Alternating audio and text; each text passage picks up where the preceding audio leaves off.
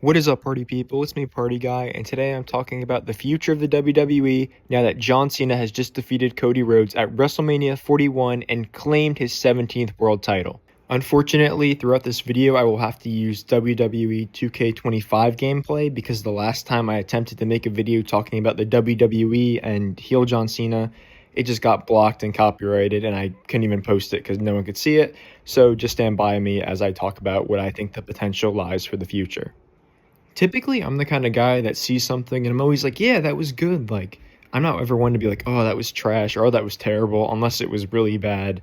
But watching WrestleMania 41 last night, the main event, John Cena and Cody Rhodes, I think we can all agree it was a little mid. I mean, Travis Scott coming out to help John Cena, like, at WrestleMania, like, you expected The Rock. You expected something bigger. But Travis Scott, like, what?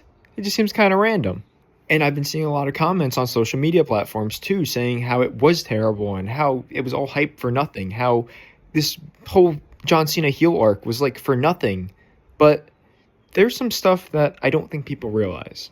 First of all, as soon as WrestleMania is over and John Cena is walking away with his newfound 17th title, the commentators are talking and they're like, well, John Cena did say he was going to ruin wrestling. I mean, we all expected this huge spectacle, this huge match. But it wasn't about that. It was just about John Cena winning by any means necessary. He didn't care how amazing it was. He didn't care about all the cool moments. He didn't care about any of that. He just wanted to win, which is why it felt so weird and so awkward. And as much as I even wanted John Cena to win, not that it doesn't feel deserved, but it's just an odd way to win. You know, Travis Scott helping you out, like, that's got to be one of the most random WWE wins in history. Especially coming off of WrestleMania 40, which was like the Avengers Endgame of the WWE. Just all these stories, all these plot lines, everything of the culmination of the past years coming to fruition right there in front of our eyes. Good guys versus bad guys. You got John Cena coming out, The Rock coming out, Undertaker coming out, all those guys for Cody Rhodes to finish the story.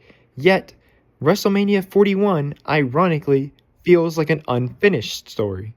Which leads me into my second point. As the man running the show himself right now, Triple H said, there's always a plan B. So Triple H is definitely cooking up something good. He wouldn't have given us that if he didn't have it all figured out. I firmly believe that. Because I think the point that he's trying to make is that any night could be a main event night. It doesn't matter what day it is. It doesn't matter what time it is. Any given moment could be the moment that will make history. It doesn't have to be WrestleMania. It doesn't have to be on this golden stage for everyone to see. It could be on a Monday Night Raw, which is what we got going on tonight. And John Cena also made a comment about it to see how he ruins wrestling tonight. And now that he's the champion, it's very likely that we'll see what he's up to. Because anyone can have their moment. And that moment doesn't need to be the center of attention. But everyone has a moment. And right now, it's time for John Cena's moment. Because in a remixed quote from The Rock that aged like milk, the hierarchy of power in the WWE universe is about to change. So, what exactly is this future that I keep talking about for the WWE universe? Well, I think the future looks like John Cena, evil John Cena, heel Cena, whatever you want to call him, will think he's the top dog. Will think he's on top of the world because he has that 17th world title. He beat Ric Flair. He has the all-time highest record for world titles and beat Cody Rhodes in the most recent WrestleMania. So he's going to feel like he's on top of the world. He's going to feel like he's unstoppable, untouchable, undefeatable. But whether he gets that rematch with Cody or if The Rock even personally goes up to him and humbles him and is like, you couldn't even beat Cody Rhodes without my assistant sending in Travis Scott.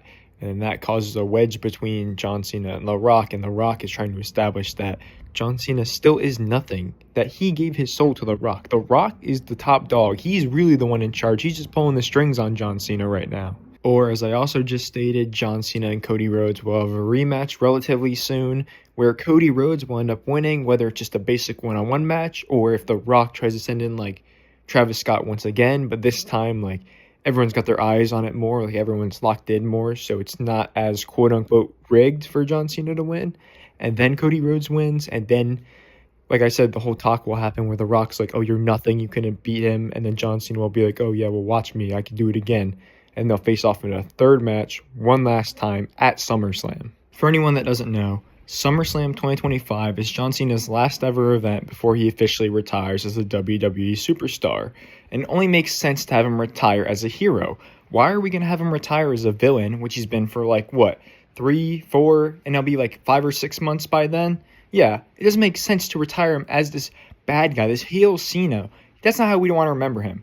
We want to remember him as this good guy, as this great guy, as this model and role model for everyone that has fulfilled the principles of hustle, loyalty, respect, and never giving up. The principles that he built over these decades, over these generational runs for all of us to see. He was the guy in your Fruity Pebbles box. He was the guy that everyone knew of. He was a meme. He was everything. He is everything.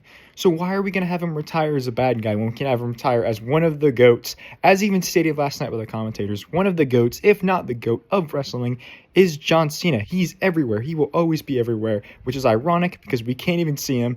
But why are we going to have him retire as a villain? That's like having Aaron Rodgers retire as a Jet when he was a Packer and most of his good stuff as a Packer. So I don't know why we would have John Cena retire as a bad guy. Not to mention that he's granted more Make-A-Wishes than anybody else for the Make-A-Wish program. And when he turned heel on Cody Rhodes, he probably broke so many kids' dreams that it's unreal. So he has to make good with that. He has to make good with the people. He has to make good with Cody.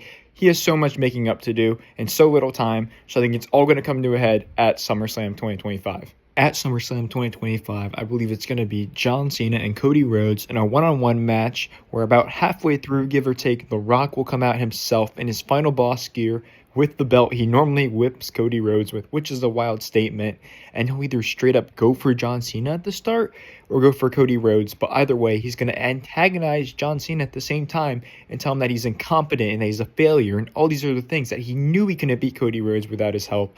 So it's all this stuff piling on to John Cena. And maybe John Cena will even help The Rock in this scenario to fight Cody Rhodes. But one way or another, whether it's the help of the audience or R-Truth comes out or something is going to click in John Cena's mind that causes him to have a redemption arc. And he's going to turn on The Rock, hit him with an AA, or even before that, just go at him for a little bit, bringing back those classic 2010, times where it was always John Cena and The Rock, and they were the two biggest names. Eventually, I think John Cena will hit the AA on The Rock, as I said before, and then he'll win. I think John Cena should win because it would be his last match, but if they let Cody Rhodes win, I wouldn't be upset about it either. But I do think after the match, regardless, John Cena will go up to Cody Rhodes and apologize, maybe even on the mic. And if he has that mic, he will apologize to the audience, to the camera, to everyone at home, to all the kids that looked up to him. He will make a public apology to everyone and thank them for all their years of support. And maybe even throw in an extension in there just because, whatever. Maybe he's not actually retiring then, but it would kind of kill some of the whole build up to this. But I do think that's where he retires, because that would be a great note to end on. And if he comes back later, he comes back later, whatever. But I think that'd be a great note to end on, and a great note for a great man, and just a lot of greats going around. But that's where I think the WWE is leading us, and that's where I think we are heading. If you guys would like to share your thoughts and opinions, please feel free to leave a comment down below. Or if you guys like videos like this, please feel free to like and subscribe or anything like that. Thank you guys all so much for partying with me, and I'll see you all next time. Party on, party people.